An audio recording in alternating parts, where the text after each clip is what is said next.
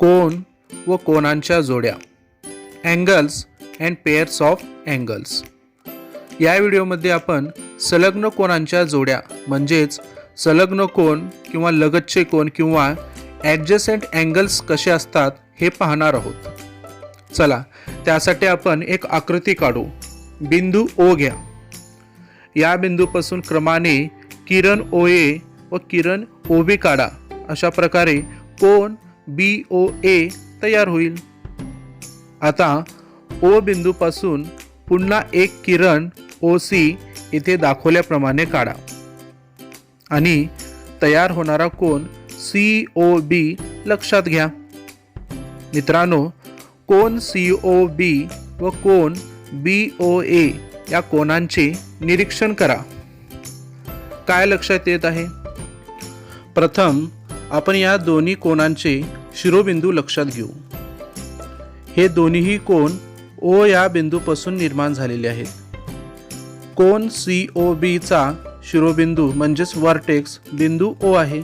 त्याचप्रमाणे कोन BOA चा शिरोबिंदू म्हणजेच वर्टेक्स बिंदू Oच आहे. म्हणजेच बिंदू O हा कोन COB व कोन BOA यांचा सामायिक शिरोबिंदू म्हणजेच कॉमन वर्टेक्स आहे. म्हणजे निरीक्षणावरून आपल्याला पहिली गोष्ट ही समजते की या दोन कोनांचा शिरोबिंदू सामायिक आहे. आता या कोनांच्या भुजांचे म्हणजेच बाजूचे निरीक्षण करा. कोन COB चे बाजू किंवा भुजा किरण OC व किरण OB आहेत. त्याचप्रमाणे कोन BOA चे भुजा किरण OB व किरण OA आहेत. निरीक्षण करा. काय लक्षात येत आहे? किरण OB पहा. किरण OB ही ज्याप्रमाणे कोन COB ची भुजा आहे त्याचप्रमाणे ती कोन BOA याची देखील भुजा आहे. म्हणजेच किरण OB ही दोन्ही कोनाची भुजा आहे. म्हणजेच ती दोन्ही कोनाची सामायिक भुजा म्हणजेच कॉमन आर्म आहे. म्हणजेच निरीक्षणावरून आपण दुसरी गोष्ट समजू शकतो की या दोन कोनामध्ये एक भुजा सामायिक आहे. आता आपण या कोनांच्या अंतर्भागाचे म्हणजेच इंटेरियरचे निरीक्षण करूया.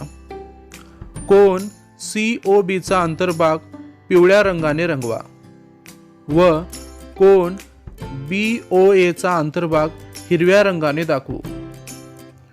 काय लक्षात येत आहे? निरीक्षण करा. स्पष्ट लक्षात येत आहे की या दोन्ही कोनाचे अंतर्भाग हे एकमेकांमध्ये मिसळत नाहीत, म्हणजे ते पूर्णतः विभिन्न आहेत. म्हणून निरीक्षणाने आपल्याला तिसरी गोष्ट समजत आहे की या कोनांचे अंतर्भाग विभिन्न आहेत.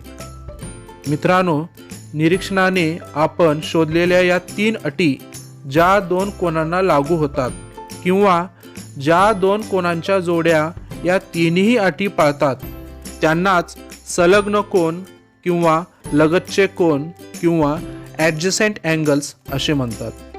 थोडक्यामध्ये ज्या दोन कोनांचा शिरोबिंदू सामायिक असतो, एक भुजा सामायिक असते व त्यांचे अंतर्भाग विभिन्न असतात, त्या कोनांना संलग्न कोन असे म्हणतात.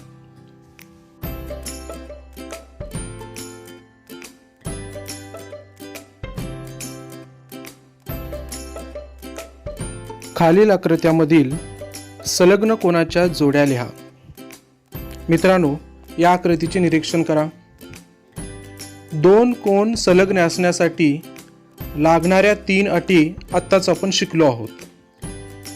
त्यांचा शिरोबिंदू सामायिक असावा, त्या दोन कोनामध्ये एक भुजा सामायिक असावी आणि त्या कोनांचे अंतर्भाग विभिन्न असाव्यात. सदरील आकृतीवरून आपण कोनाच्या 3 जोड्या लिहू शकतो. आपण प्रत्येक जोडी ही संलग्न कोनाचीच जोडी आहे का हे वरील 3 अटीवरून तपासून पाहू. पहिली जोडी कोन BNC व कोन BNA या कोनांचे निरीक्षण करा. बिंदू एन हा दोन्ही कोनाचा सामायिक शिरोबिंदू आहे. किरण एन बी ही दोन्ही कोनाची सामायिक बाजू किंवा भुजा आहे. शिवाय दोन्ही कोनाचा अंतर्भाग भिन्न आहे. म्हणून संलग्न कोन होण्यासाठीच्या तीनही अटी या जोडी पूर्ण करत आहेत. म्हणून सदरील कोनाच्या जोड्या ह्या संलग्न कोन आहेत. अशाच प्रकारे कोनांची दुसरी जोडी पहा. कोन BNC व कोन ANC या जोडीचे निरीक्षण करा.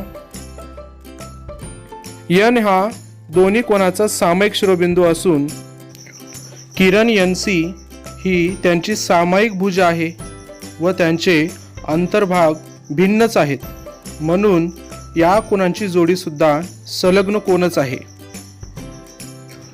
अशा प्रकारे आपण संलग्न कोनाची तिसरी जोडी लिहू शकतो. कोन ANC व कोन ANB या जोड्या सुद्धा दोन कोन संलग्न असण्यासाठी लागणारे तीनही अटी पूर्ण करत आहेत. अशा प्रकारे सदरील आकृतीवरून आपण संलग्न कोनाच्या 3 जोड्या लिहिलेल्या आहेत.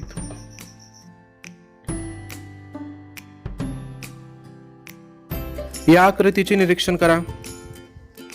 सदरील आकृतीमधून संलग्न कोन असण्यासाठीचे तीनही अटी पूर्ण करणारी कोनाची फक्त एकच जोडी आपल्याला लिहिता येईल. कोन PQR व कोन PQT.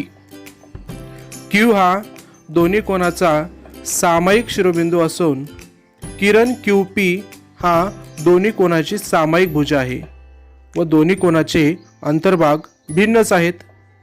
अशा प्रकारे सदरील आकृतीवरून आपण संलग्न कोनाची एकच जोडी लिहू शकतो. कोनांच्या खालील जोड्या संलग्न आहेत का? संलग्न नसल्यास कारण लिहा. कोनाची पहिली जोडी पहा. कोन PMQ व कोन RMQ. सदरील कोनांचे निरीक्षण करा. संलग्न कोन असण्यासाठीचे 3 अटी या कोन पूर्ण करत आहेत का? M हा दोन्ही कोनांचा सामायिक शिरोबिंदू आहे व किरण MQ हे सदरील कोनांची सामायिक भुजा आहे व दोन्हीही कोनांचे अंतर्भाग विभिन्न आहेत. म्हणून दोन्हीही कोन हे संलग्न कोन आहेत.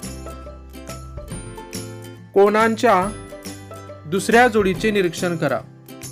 कोन RMQ व कोन SMR. काय लक्षात येत आहे मित्रांनो? M हा दोन्ही कोनांचा सामायिक शिरोबिंदू आहे. शिवाय किरण MR हा दोन्हीही कोनांचा सामायिक भुजा आहे, पण त्यांचे अंतर्भाग मात्र विभिन्न नाहीत, कारण ते एकमेकांमध्ये मिसळत आहेत. त्यामुळे कोनांच्या संलग्न कोन असण्यासाठीचे तीनही अटी हे कोनांच्या जोड्या पूर्ण करत नाहीत, कारण त्यांचे अंतर्भाग विभिन्न नाहीत, ते एकमेकांमध्ये मिसळलेले आहेत. त्यामुळे कोनांच्या या जोड्या संलग्न कोन नाहीत.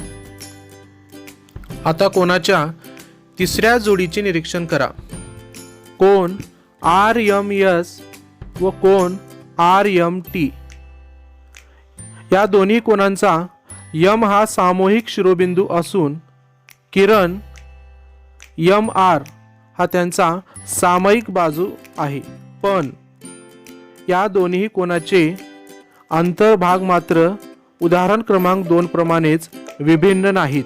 त्यामुळे हे कोन देखील संलग्न कोन नाहीत, कारण दोन्ही कोनांचे अंतर्भाग विभिन्न नाहीत. आता चौथी जोडी पहा. कोन SMT व कोन RMS. बिंदू M हा दोन्हीही कोनांचा सामायिक शिरोबिंदू आहे.